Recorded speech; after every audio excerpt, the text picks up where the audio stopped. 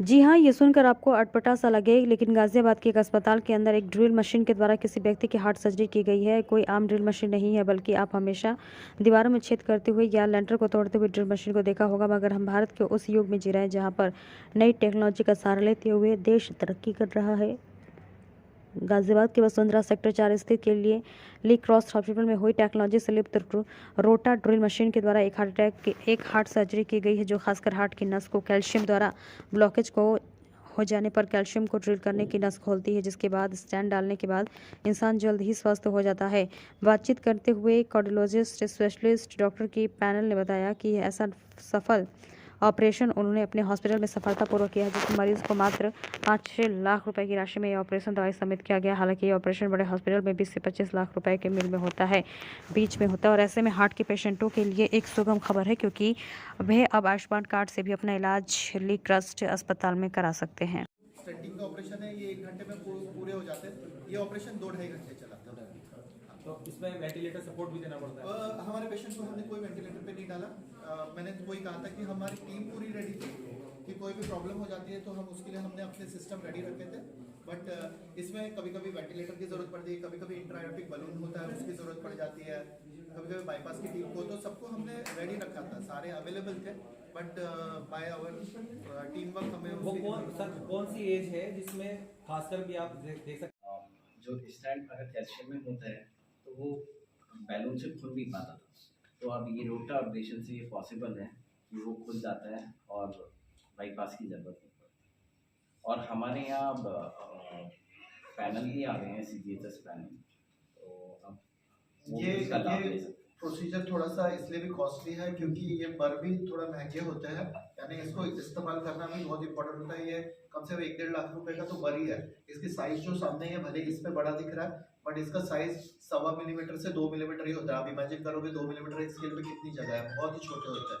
ये इतने छोटे इक्विपमेंट से बहुत ही इसको हैंडल भी बहुत अच्छे से करना पड़ता है। इसकी टेक्निकलिटी भी बहुत है कि यूज होने के बाद खराब हो सकते हैं, तो इसलिए हम जहाँ पे तो कुशलता से की जाएगी वहीं पे खर्चा बचा सकते हैं। इसलिए जैसे बताया गया था कि कई जगह पे इसके खर्चे बहुत ज्यादा होते हैं, बट एक्सपीरियंस ऑपरेटर इसको कम से कम खर्चे में कर सकते हैं, बिकॉज वो ज्यादा इंस्ट्रूमेंट नहीं खोलेंगे।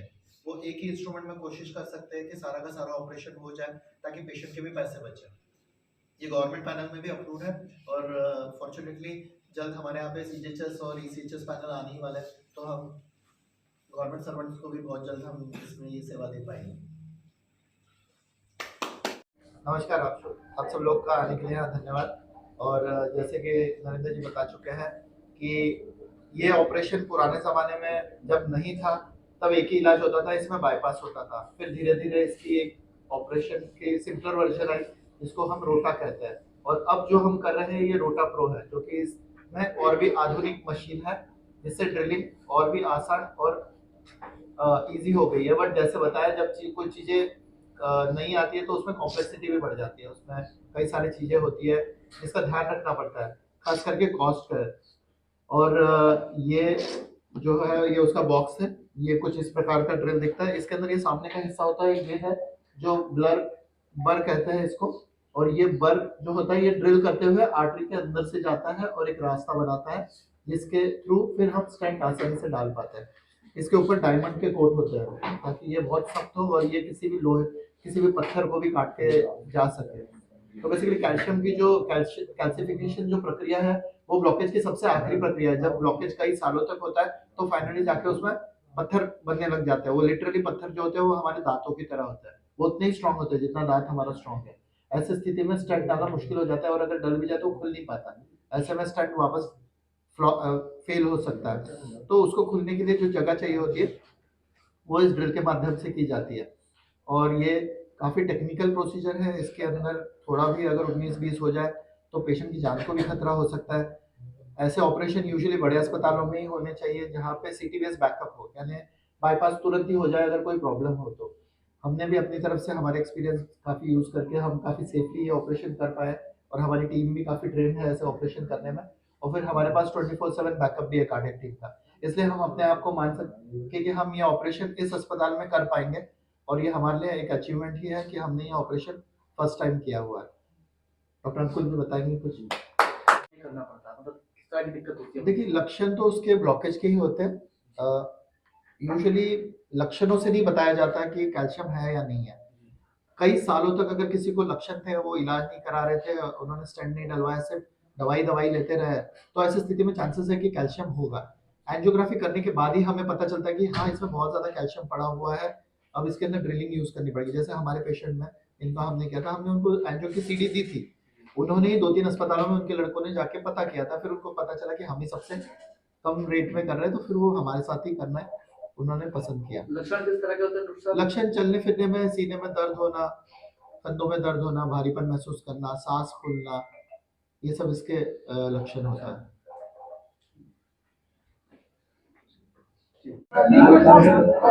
आप एक रिसेंट हॉस्पिटल में एक सफल ऑपरेशन किया गया है, किस तरीके से ऑपरेशन किया गया और रोटा प्रो किस तरीके से काम किया? जी, ये एक नया ऑपरेशन है। इसमें एक न्यू टाइप का डिवाइस यूज़ हो रहा है जिसे हम रोटा प्रो डिवाइस कहते हैं। ये उन कंडीशन में यूज़ किया जाता है जहाँ पे खून की नसों में कई सालों तक ब्लॉकेज रहने के कारण कैल्शियम पड़ जाता है और वो पत्थर की तरह सख्त होती है। ठीक उसी प्रकार जिस प्रकार हमारे दांत होते हैं, ऐसी स्थिति में उनमें स्टेंट डालना बड़ा मुश्किल होता है। इसलिए हमें एक ड्रिलिंग की प्रक्रिया करनी पड़ती है, जो कि इस मशीन के द्वारा हम करते हैं, जिसे हम कहते हैं रोटा प्रो एब्लेशन। इस ड्रिल को इस्तेमाल करने से उसमें नस में जगह बन जाती है, जिसके बाद इसमें स्टेंट होना आसान हो जाता है। तो हॉस्पिटल किस तरीके से अपना इस ऑपरेशन को उपलब्धि मान रहा है? ऐसी क्या कॉम्प्लिकेशन है इस ऑपरेशन में जो आज के लिए इसमें उपलब्धि मानी जाए? सबसे पहली बात तो ये ऑपरेशन काफ़ी खर्चीला होता है, तो इसके अंदर एक्सपर्टाइज की ज़रूरत होती है ताकि पेशेंट के एंड पे ज़्यादा खर्चा ना हो। सिर्फ वही लोग इसको इस्तेमाल करें जिनका एक्सपीरियंस है इस चीज़ में, और ऐसे अस्पतालों में ही हो जहाँ पे ऑपरेशन की फैसिलिटी हो। इनकेस कोई इमरजेंसी हो जाए तो उनके पास उससे टैकल करने के फैसिलिटी अवेलेबल हो, जैसे कि बाईपास टीम हो। कॉस्ट इफेक्टिव इस तरह से माना जाए कि ये वैसे ये पूरी तरह कॉस्ट इफेक्टिव नहीं है, क्योंकि ये थोड़ी कॉस्टली प्रक्रिया जरूर है, पर इसमें बाईपास जैसे बड़े ऑपरेशन से बचा जा सकता है और कुशल हाथों में ये कम से कम सामान के साथ ऑपरेशन हो जाएगा, तो पैसे इनोवेटिव पेशेंट के बचेंगे। अच्छा, प्रधानमंत्री आरोग्य योजना में किस तरीके से सम्मिलित है, कहाँ तक इसे किसी गरीब तक अभी फिलहाल ये आयुष्मान में एनरोल नहीं हुए है, बट जल्द ही गवर्नमेंट के सामने ये प्रपोजल भी होगा कि इस मशीन को भी अप्रूव किया जाए, क्योंकि इसकी कॉस्टिंग थोड़ी ज़्यादा है। बट जैसे जैसे हम डेटा प्रेजेंट कर रहे हैं गवर्नमेंट के पास, शायद ये जल्द अप्रूव भी हो जाएगी।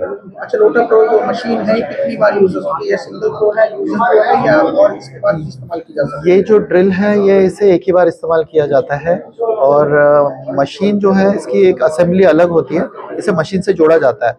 वो मशीन एनसीआर में बहुत कम जगह पर है, हमें बुकिंग करानी पड़ती है, फिर वो मशीन आती है और फिर ये ऑपरेशन किया जा सकता है।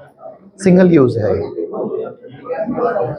और जो अपना इलाज को जो बड़े बड़े अस्पतालों ने एक अपना एक प्रोफेशन बना लिया, उसको प्रोफेशनल बना के इतनी कॉस्टली करा जाए कि भाई इसको हर आदमी अपना यूज़ करके इसे अच्छा इलाज मिल सके। इसलिए हमारी कोशिश अपनी यही रहती है कि अपना अच्छे से अच्छा इलाज हम अपने डॉक्टर्स के द्वारा, अच्छे डॉक्टर्स के द्वारा, मतलब कम कीमत पे, बहुत कम अपने प्राइजेस पे उनको पेशेंट को दें, और उनको एक जो बड़े हॉस्पिटल्स के अंदर जो सुविधा मिलती है वो उनको बहुत मिनिमाइज कीमत पे हम उनको सुविधाएं दें, जिससे जो है ये इलाज हर किसी के लिए अवेलेबल हो। ये इलाज ये अगर बड़े हॉस्पिटल में जाते हैं तो 15 से 20 लाख रुपये 25 लाख रुपये की इसकी कॉस्टिंग होती है, जिसको हम 5 लाख रुपये में लेके आए। और उसमें भी हमने इसमें उसके अंदर सारी चीज़ हमारी इसमें इंक्लूडेड है, इसमें सारी चीज़ें। तो इसको हम बहुत ही मिनिमम प्रॉफिट पे, बहुत ही मिनिमम कॉस्टिंग पे हम इसको इलाज देने की कोशिश कर रहे हैं। हमारे लीकेज का यही हमारा उद्देश्य है कि हम पैसे को अपने ध्यान में रख के एक अच्छी क्वालिटी की अच्छी सर्विस अपने सेक्टर में अपने भाइयों को अवेलेबल कराएं।